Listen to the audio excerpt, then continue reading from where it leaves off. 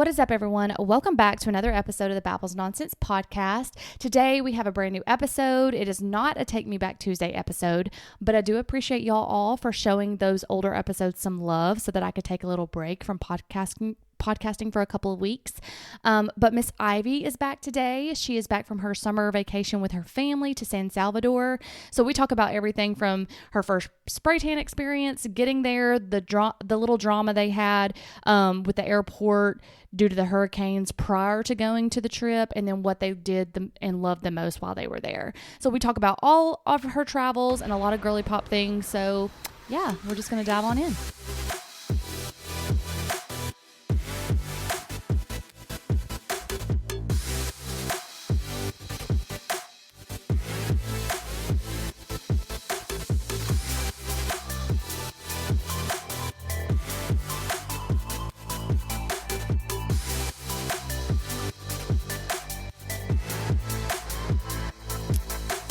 Ivy, welcome back. I had so many good comments from our last episode saying that we were hilarious together.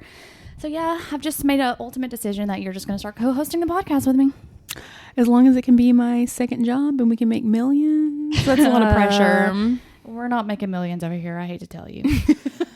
That's too much pressure. I don't know what to tell you about the millions, but there ain't no millions coming in. I wish. Anybody want to sign me?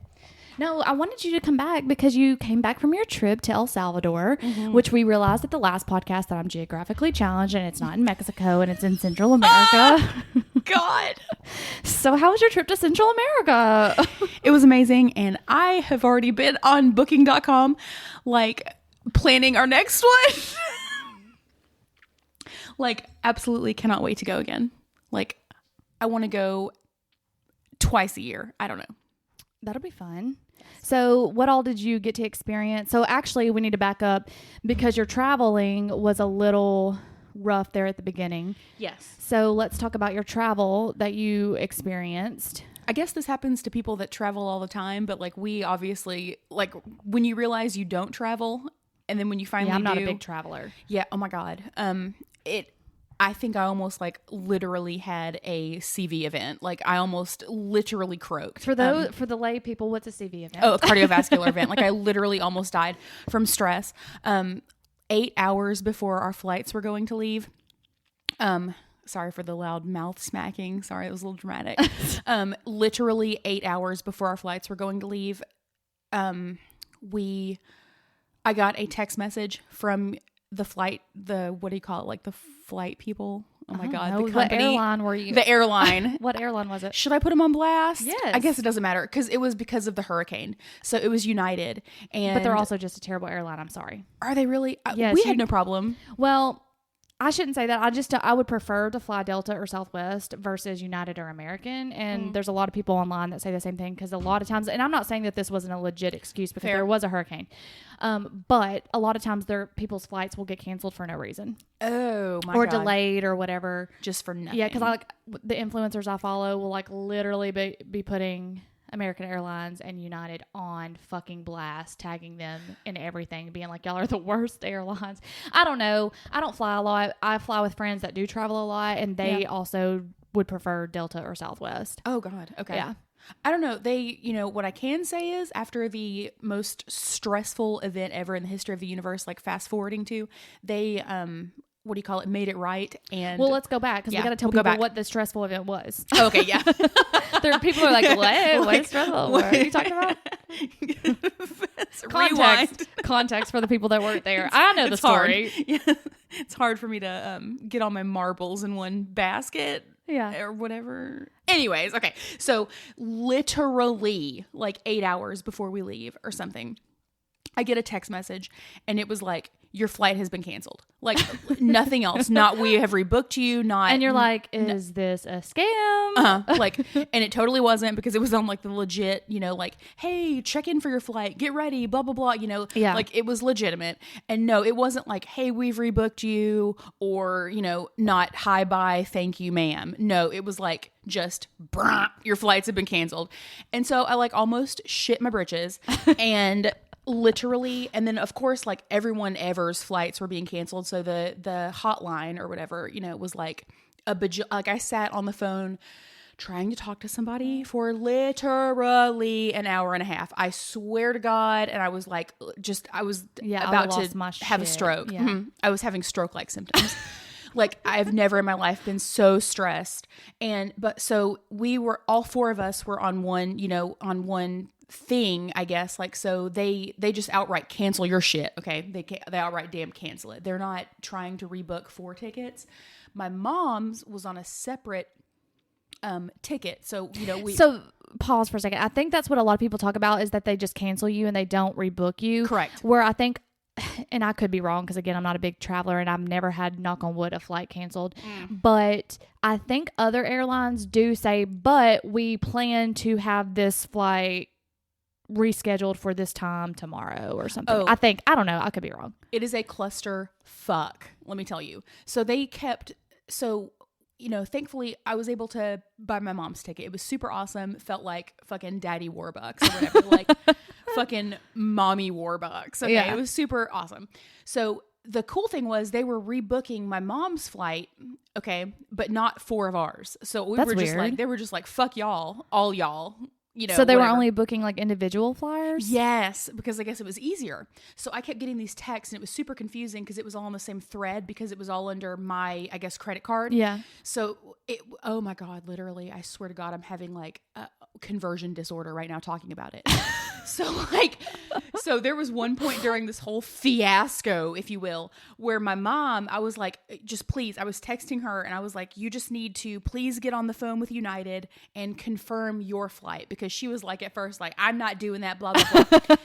And then I hope my mom doesn't listen to this. She's not going to okay, thank God, I love you, whatever. But like, this bitch was literally like, I'm not doing that. You're just going to have to book me with you guys. And I was like, book us with what fucking imaginary flight? Book you where? On your broom that you're gonna fly over fucking with Harry Potter bullshit. Like, what the fuck? This is going on while I'm literally on hold with United, texting my mom, listening to fucking elevator music, and I've been on goddamn hold for like hours or something. And this bitch is like, oh, they were trying to have me go to Chicago and then Houston and then and I was like, oh my God, I swear to God, if I have wanted to, you don't want to cuss your mom out, but like, you were just at your wit's end at that point. Wit's end. I almost wanted to punch her in the face. Okay. Like, I was at my absolute wit's end. I was literally, oh my God, I felt so bad. And my sweet kids were trying to help. And I was honestly staying as calm as I could. I was like, Mommy is having a very difficult time right now. Please go play. Yes. And I was like, I'm really trying to keep it together. And oh my God. So my mom did that shit. She pulled that shit at first, like literally where they like gave her an option and she was just like, no. And I was like, oh my God, if you literally want to murder somebody, fucking then. I kind of get it. She doesn't fly a lot. So like, why would she want to make 2 different connections without anyone she knows? Especially if, like, honestly, I get it. Oh God. I get it. I'm telling she you. would want to fly with y'all. That's true. I do understand it, but it's like she couldn't see how just literally fucking awful it was. No, I get it. So let's move on to the next step. Like, we're harping on that a little too long. I know. There was a lot of harping. We all ended up going the next day. We were supposed to be in El Salvador early afternoon of July 9th. Well, I guess the Lord saw fit that we just needed a day. Is still in Alabama. Cool. Well, and they said that, they said your flights were canceled because of a hurricane. Which one was it? Beryl. Mm-hmm. Because you were going to connect in Houston, right? Yes. And then like there was like power outages and stuff. Yeah, it was really bad. Yeah. And so then how did you get to the point of them being like, okay, we can get you on this flight? Did you ever did you resolve that in that conversation of the hour and a half waiting? No, that was also a clusterfuck, but it turned out, so they got my mom on a flight to DC, and then overnight she spent the night in DC and then flew from DC to Houston, and she finally got to San Salvador the afternoon of July 10th. So that was cool, but it was pretty interesting because she's never been out of the country, and so she went as a solo traveler. That's what I'm saying. That's scary. Bad bitch. Yes. And but thankfully, because of Luisa's sisters, they had a family friend, and they were able to pick her up from the airport and got her to her hotel. But what about y'all? Like, how did you get your flight rescheduled? Oh my God. So like in the midst of all that, we were also on, different websites. Like, should we just cancel all these 4 tickets, get a refund? I don't think they refund you even if it's weather related. They would have, because it was I don't think so. unforeseeable event. It wasn't us canceling. Oh. They would have, but we would have had to, of course, purchase thousands of dollars in new tickets. Yeah. So that was also like, oh my God, this is so awful. Yeah. Thankfully that didn't happen, because also there was no good options, right? Because it was like, there was nothing. Right. And layovers were like 20, 30 plus hours. It was going to be a nightmare. So, we're past all of it. And like, it was kind of neat to see the process though, because more flights were coming in. So it was over a 2-hour process. At first, they didn't have anything for us until July 11th. We were going to miss 2 days of vacation in San Salvador. So it was like stress like I've never experienced. But then like I would refresh. And so they were able to have a flight that left afternoon of July 10th. So we finally got there the night of July 10th. So your mom was there before you? Mm-hmm. Okay. And then tell them about the hotel trying to cancel your rooms. Oh God. So we found out about that. That's an interesting part about vacationing. Right. Like you handled all the flight stuff and then you texted me like 2 hours later and you're like, you're not going to believe this. And I was like, what? You were like, they're trying to cancel my hotel now. And I was like, what? Yes. Apparently, even though you reserve these rooms, like they're like, oh, well, your ass isn't here to check in. So, and you're like, I swear to God, just please let me pay for that one night. Just let me hold. I don't care. Yeah. Just whatever. Right. And that's what we ended up doing. I called booking.com. They were wonderful, by the way. And like, they were like, basically, thank you for not being a big fucking Karen. And I was like, yeah, I don't care. I'll pay for July 9th, whatever. Yeah. Because we'll be there on the 10th. I don't care. At this point, just like, please. I just need a place to stay when I get there. I'm going to have a raging migraine, heart attack, stroke at this point. I will pay whatever the room rate is. I just want somewhere to stay. And the car rental did the same thing. But thankfully, they just put us in another rental for the next day and refunded. Anyways, it is a big hot mess. Luis had a good point though. He's like, why does that matter? If we want to rent that car for those many days and park it in a parking lot, why does it matter? I was like, good point. It doesn't. Yeah. But I guess if somebody else needed it and that was their last car, then they're like, well, y'all aren't here. Yes. So, I mean, I guess maybe that's fair. That's what they're doing. But once you got there and the stress was out of the way, let's talk about your actual vacation that you got to have. So tell us about your vacation that you got to have. Tell us about San Salvador, because I've never been there. No, I would like to go. Neither had we. And now I feel like, oh my gosh, I feel like I want to go at least twice a year. Like God willing, I feel like. Well, what was your favorite part? Like, what did y'all? Well, okay, listen, this is a podcast. We got to do descriptions. We can't just say all of it. Okay, bye. Let me paint a picture. Like, truly the absolute hell on fucking earth that we went through to get there was so worth it. We vacationed so fucking hard. And El Salvador is a beautiful country. Like, it is amazing. And like, I can't speak to, I guess, what they went through before with like the civil wars and all that and all the politics and stuff. I have no, I guess, foot in the game or whatever. I can't speak to it, but I'm sure it was fucking horrible. Mm-hmm. But it is not like that anymore. We felt safe the whole 10 days that we were there. The people are so welcoming and wonderful. The country is gorgeous. Like, did y'all do like any excursions or anything? We did. Like, we vacationed so hard. When I tell you we did something every day, and if we did like more than one thing. Okay, we're on a podcast. Okay. We have to, like, this podcast is going to be like literally 20 minutes if you don't kind of give descriptive. Okay. Everyone's like, okay, so cool. You had a great vacation. Move on. If you're not going to describe it. Okay. So the first day, oh my God, I can't think of everything we did all the time, but like we went to this place like called some of your Los favorite Choros. Things, yeah. It's like a volcanic cenote, so the water is like turquoise blue. Oh, and cool. You're surrounded by jungle, like literal. Was there snakes in the water? No snakes in the water. There's fish in the water. You can see them? Yes. Mm-hmm. Cool. The water is crystal clear and like turquoise blue.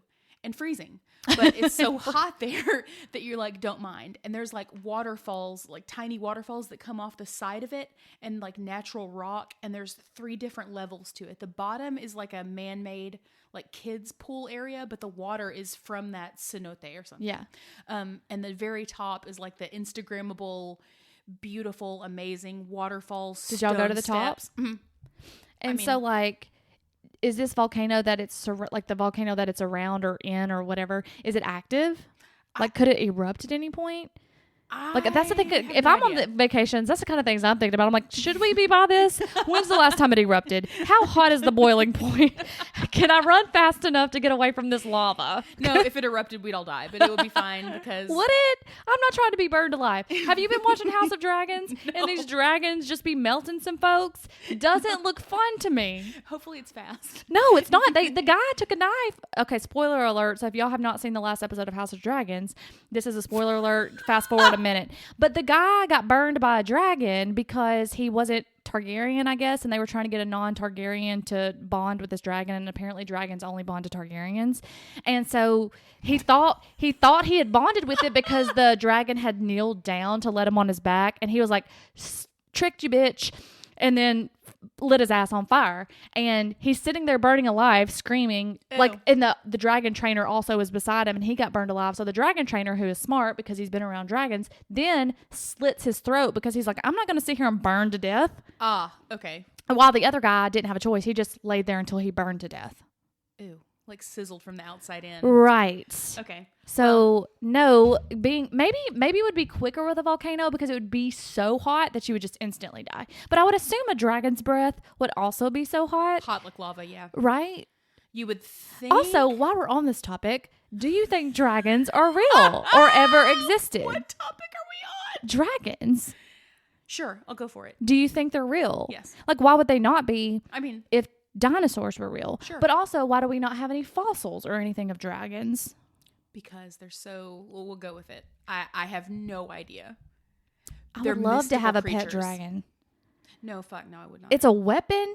You can fly. It's your best friend like a dog. Is it though? Yeah, have you watched? You need to watch House of Dragons. It's really good. But what happens if they turn on you? They don't, because they bond with you. Like, they imprint. You know how animals imprint? Yes, like Jacob on right. Twilight. So, and they only let their owner ride them. Like, anybody else who tries to get on them, you're gonna be burned to death. Oh, okay. So it's not like so KK. Right. No. So, like, the dragons only bond with their human, and you have to be Targaryen, full-blooded. So if you're not Targaryen, fuck off. Anyways, back to your story. More about my vacation. Yeah, so more about your story. So that was one of your favorite things. And I'll finally get to the point. Which Sorry. I know, no, not the point. I just want you to explain. Like, you're just giving me short one-word answers, and that's not how a podcast works. You know, you've done this before. If you're going to be my co-host, you need to learn. Oh my God. I know. We have to elaborate, to paint a picture. This is not a visual podcast. That's true. I can't like pull up my Instagram photos and be like, here, look at this. Okay. So one day I will do a visual podcast, but right now we're both sitting here in pajamas with sweaty hair. Nobody wants to see this. No, they don't. Mm-mm. Maybe they do. Don't. Maybe it's a fun time. If it's a fetish, we need to get paid for it. We can put it on OnlyFans, or Patreon has a subscription for podcasts. No, celebrities do Patreon. It's a podcast subscription. So, like, you give, like, sneak peeks and bonuses, and that's where they do, like, a lot of their visual podcasts if you actually want to see them talking to each other and stuff. Get a sneak peek of this. And it's like $10 a month or something. Oh, my God. Anyway, so tell us more. Yeah, so that was one of your favorite things. It was all, I mean, we did so much. So it was all my favorite. So we went to this place called I think it's the Picnic House Restaurant or Picnic Steakhouse Restaurant. Mm-hmm. And that's where that famous rainbow slide is. If you haven't seen it on TikTok, my oldest son went on it, and it is amazing. We went there at night, and so it's literally a rainbow slide, and it's massively, gigantically long. Oh, I'll have to go look it up. The food was so good. So you like eat and drink, and then you can decide to go get yeeted off the slide. It was so great. Did you go down it? No, hell no, I did not. We didn't end up going back just for like, is it like a water slide or is it like filled with air or? It's just a regular slide. Oh God. And it's like different colors. So that's what they call it, the rainbow slide. Do you have to like ride on a rug down it? Like a blow up thing. Oh, okay. A float. Okay. They do mist it with water, I think, so you like slide. Yes. Like for real slide. And the funniest part is it was like super dark and all of a sudden he just gets yeeted into El Salvador. Where do you land? Just down the street. Street. Has anyone ever like went down it so fast that they're like not even on the slide? I don't think so. So you're supposed to you know what I'm talking about? Like, what if you're like hovering above it? Like, you're supposed to be heavy enough.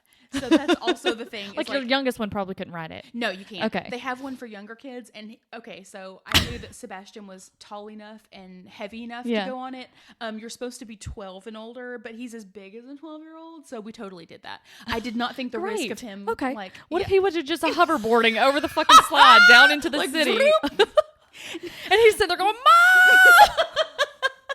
I didn't think he would, though. He's almost as tall as me, you know? No, he is not. He weighs over 100 pounds. So he was going to be fine. So from what we know, he just got yeeted into San Salvador. And then, like, it just comes out. You walk up these steps, apparently, and then there you are again. It's fine. Everything's fine. It's so cool. And, oh, my gosh, like, the food. What is there, like what, like, I know everyone has, like, different, like, foods that they, like, how do I, like in Italy, you're going to have pasta and pizza or like, what is their food that they typically eat on a normal daily basis?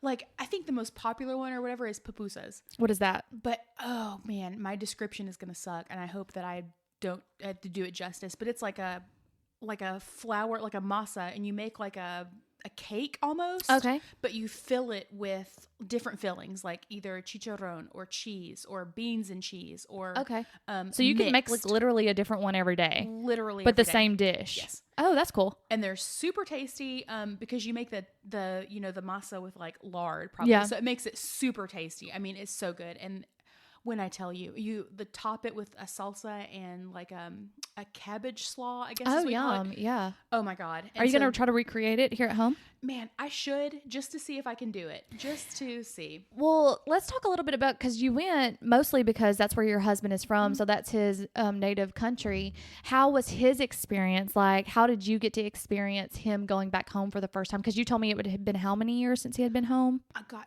almost 30. I think we're going on 30. Yeah. And how was his experience going back home for the first time, like living it through your eyes? You know, he's probably not going to emote obviously as much as I will. Yeah. But I hope, or maybe I'm speaking for him. I'm just saying, like, from your perception of what you saw. Yeah, I think he got to be a kid again and actually got to enjoy his country that he grew up in. Because, like, you know...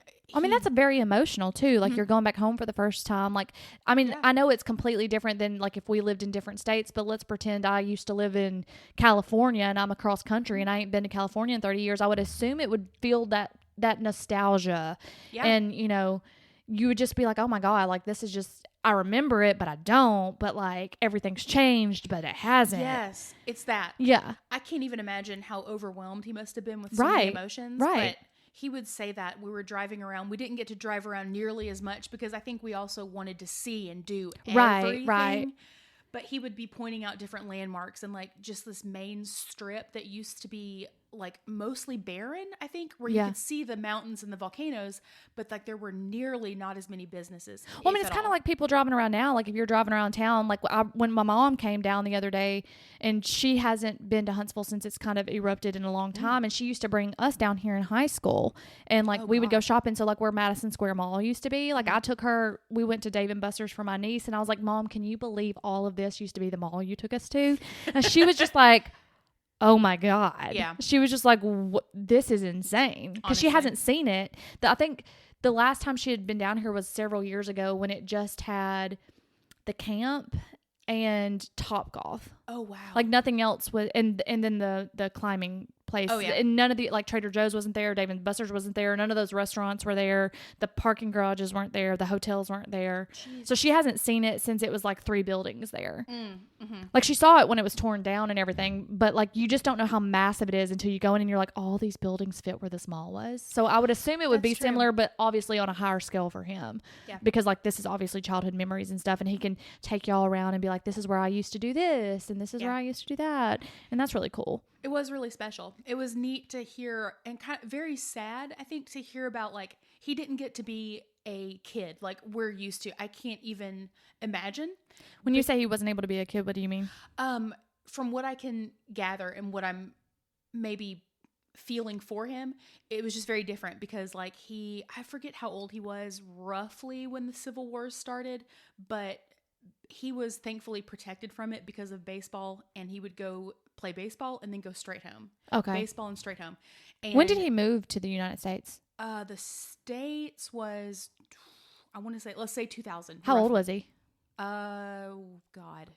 19, 20. Oh, wow. Okay. But they moved to Bolivia when he was like 16. Oh, wow. So I didn't know that. Okay. So he's very cultured.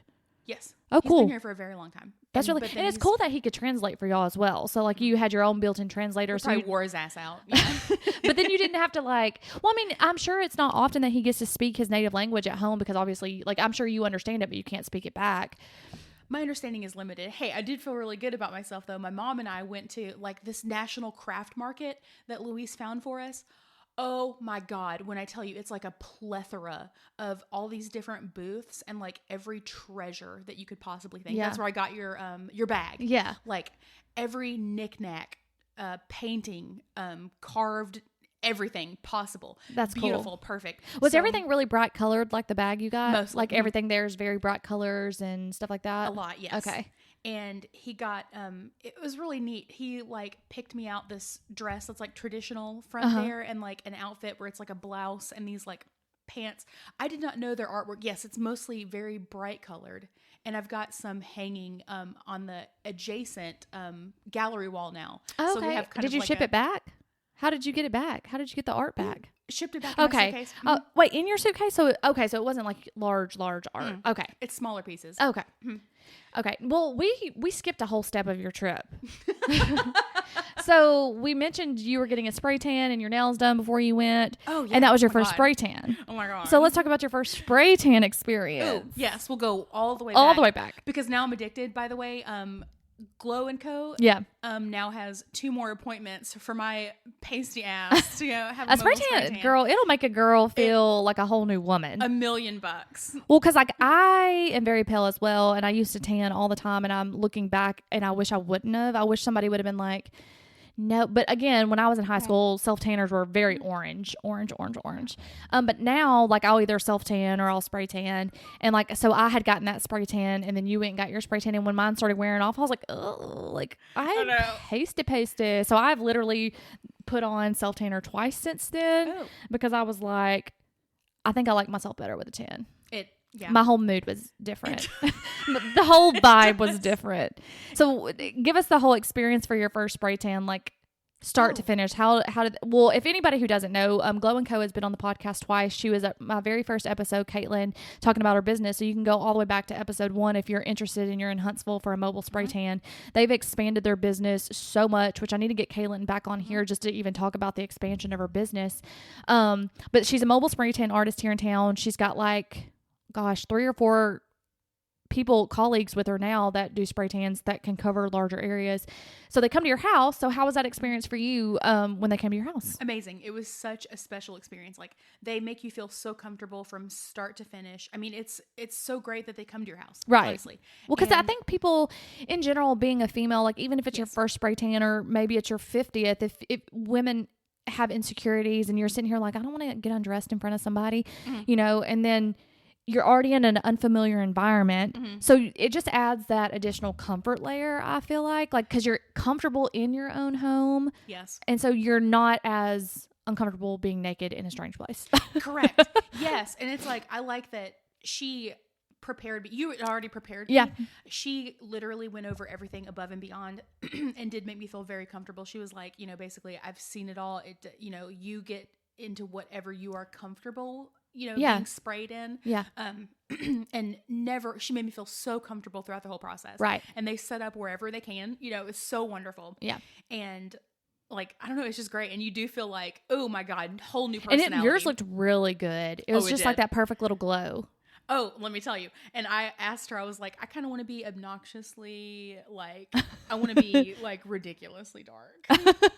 And she was like, okay, let it set for this amount of time. If you go over 2 hours though, you're going to look like, I didn't know that any Friends. Yeah. Yes. Like a Friends reference, like David or something. I don't watch Friends either. I don't know.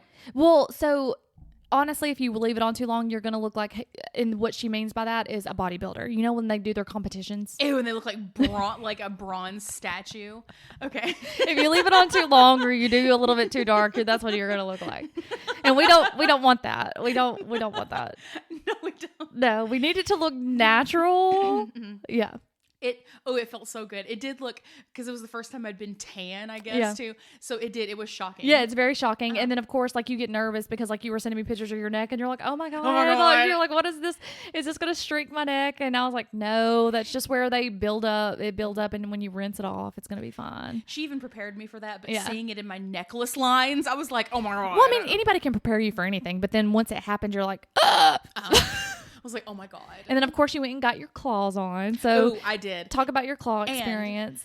Miss Ruby. Miss Ruby is the best. She was even like, are you sure that you want your nails this long? I was like, she was trying to, I know, I've always tried to talk Ivy. I was like, Ivy, you do not want long. But I do. She was like, and even Miss Ruby was like, I think you want shorter almond shaped. And she was like, no, I don't. No. But let me tell you, I am ridiculous, and even got them refilled right before I went back to work. That was stupid. So I am completely trashy and could not do my job. I cannot type with those glamorous fingernails. We were trying to tell you. I told you to go get those things taken off. God. So I hacked at them with kitchen scissors, and they look so trashy right now. And you paid for a fill-in. I know. I should be ashamed. I told you to get them taken off. I know, or but I don't listen. I don't listen. If you're going to get acrylics back on, do like she said and do the shorter almond. I know. Like something like a short almond where I get like a nice shape. That's why she was trying to explain to you, like, yes, these are beautiful for a short time if you're a celebrity and you have a bidet and you have people cooking your food and typing for you. But if you're a working woman, these are not functional.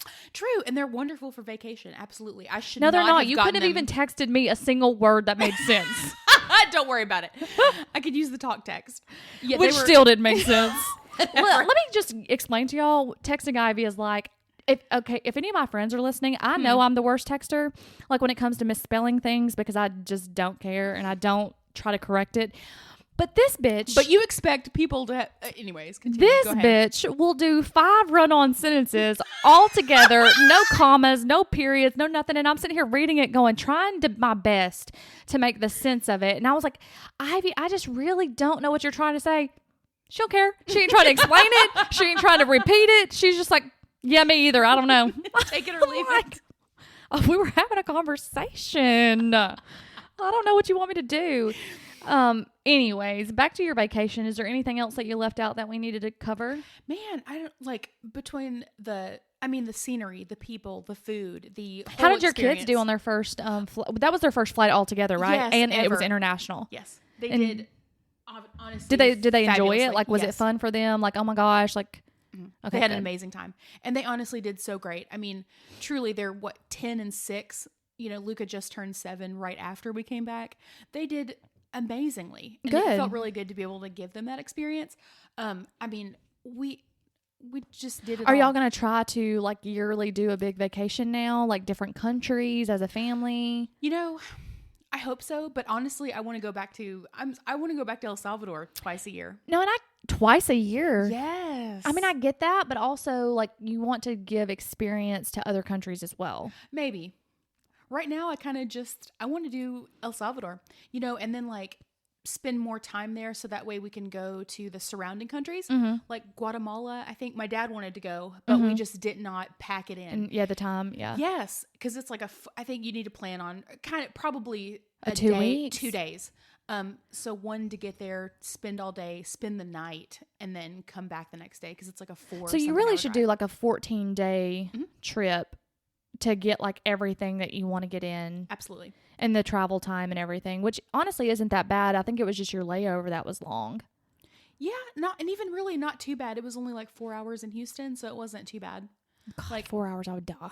Oh, I'm telling you, before like coming back, is really not that bad because God, by the time you go through 800 million customs, and 20 bag checks, which I am A-okay with. Please check my bag 800 times because that means if you're checking my bag 800 times, you're checking everybody else's bag 800 times. Please do. Right. I am not complaining. Did y'all hit any turbulence or anything? Some mild to medium. Okay, but not bad.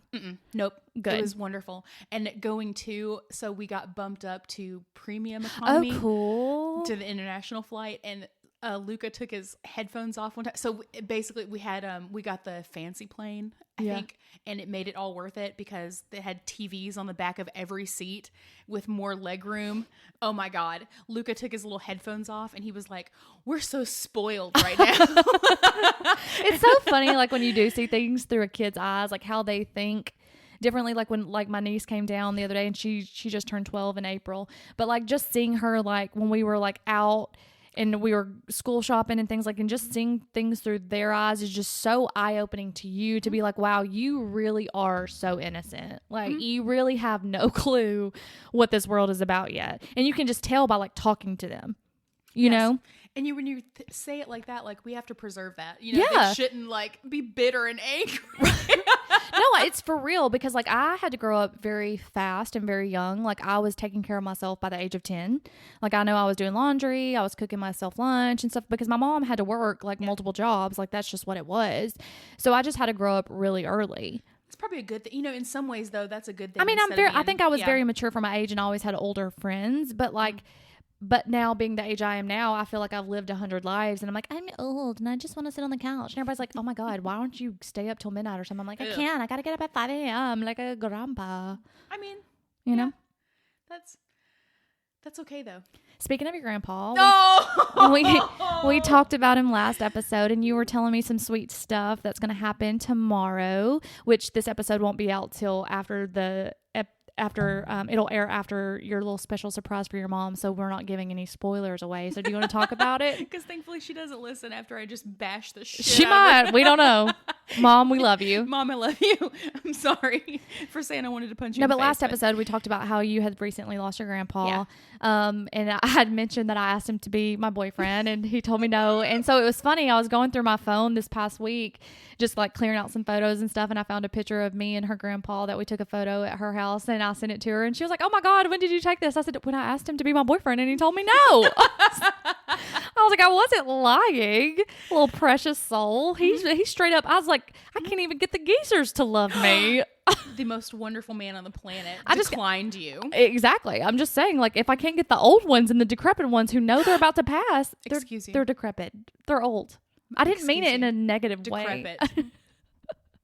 I'm just saying, I can't even get the old ones to love me. Oh my God. It was not a negative comment. I know, decrepit though. Decrepit. That's like the crypt keeper. That's not what I was thinking. My sweet, perfect grandpa. He was sweet. Okay, so tell us what your surprise is for your mom tomorrow. We, for those of you that live in Huntsville, out of nowhere, I've always wanted to kind of do a memorial bench for my grandma and my brother. And if for those that don't know, I think Ivy's episode was episode number 3 when we first started podcasting, and I believe we talked a little bit about her brother. And I say this for a backstory because she's about to mention it. Her brother had passed away many years ago when he was young, and Ivy was still young too, and they were very close. So if you want to hear that story a little more, then go listen to episode 3 where Ivy talks a little bit about that more. But anyways, sorry, Ivy, I wasn't trying to interrupt you. I just wanted to give a little backstory. Thank you, because I'll just run with it. I'll be like, oh, you obviously don't know my brother's dead. I'm just kidding. Y'all, also, we joke about death, like, very sarcastically, but we worked in emergency medicine. Like, I know Ivy was more of a hospitalist, but she stayed in the ER. So we have this weird sense of humor around death, and it's honestly just a protection mechanism. It is. Because that's the only way we could do our job every day. So if y'all are listening to this being like, damn, they do not care. It's not that we don't care. We care a lot.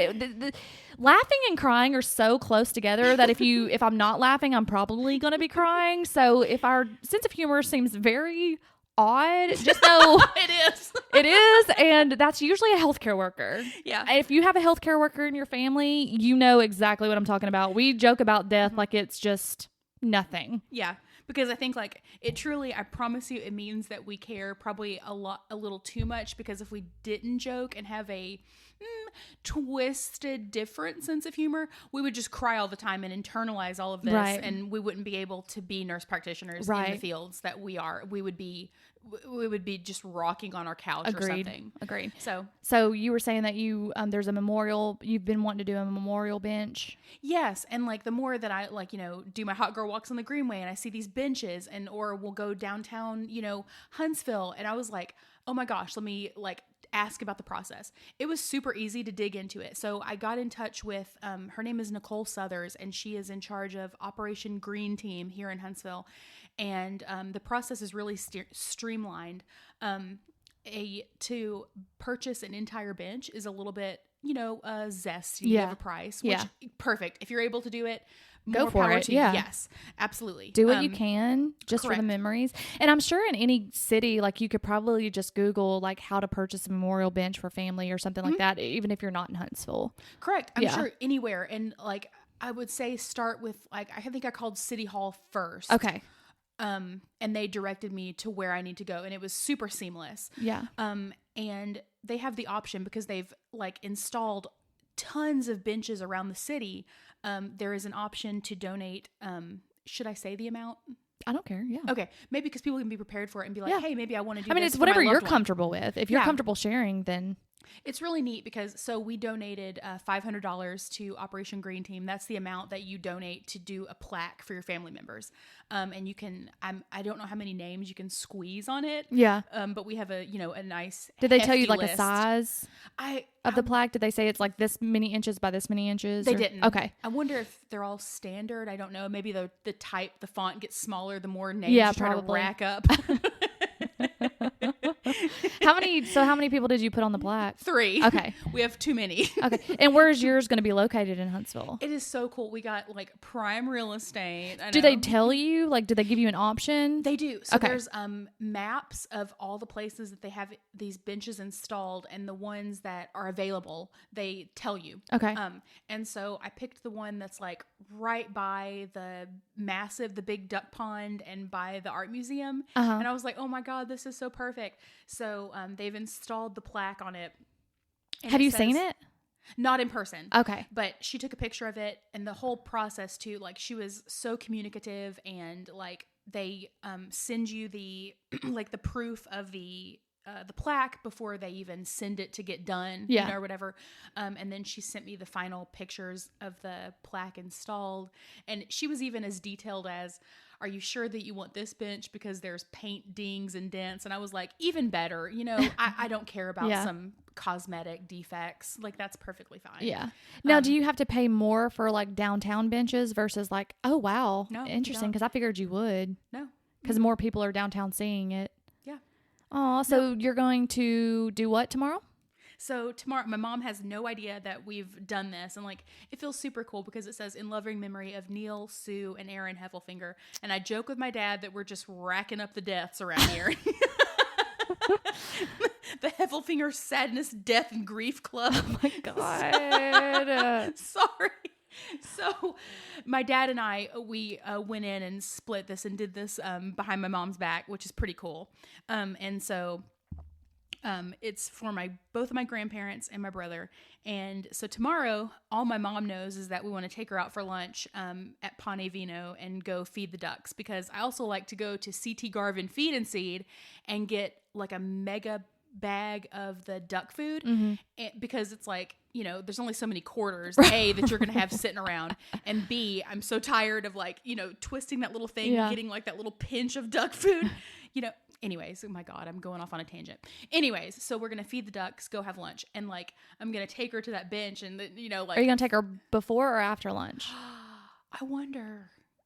Maybe before, because I won't be able to contain Keep myself it, any yeah. longer. It's been like we have been working on this for 2 weeks or so. I think Oh. we started working on it before. See, I we can't left. keep a secret. Like if I buy someone a really good gift, I'm like, here, open this. I know. Me too. I can't. Like when it comes to Christmas, if I buy you a Christmas present in September, You're getting it in September. And I'm just like, just know that you're not getting anything on Christmas Day because I can't hold it in anymore. That was like my birthday present, the spray tan. You were like, bitch, here's your spray tan. Get it together. Please look nice for your trip. I just can't. Like, I love giving gifts. Like, I love it. And I love seeing people's faces. So, like, I can't hold it in. Or I'll end up, like, spilling the tea. I'll be like, oh, by the way, I got you this. You know? I mean, that's true because it does feel really good to get somebody something that you know they're going to like or you think they're going to like. Yeah. So, yeah, I don't know how I was able to shut my mouth about it.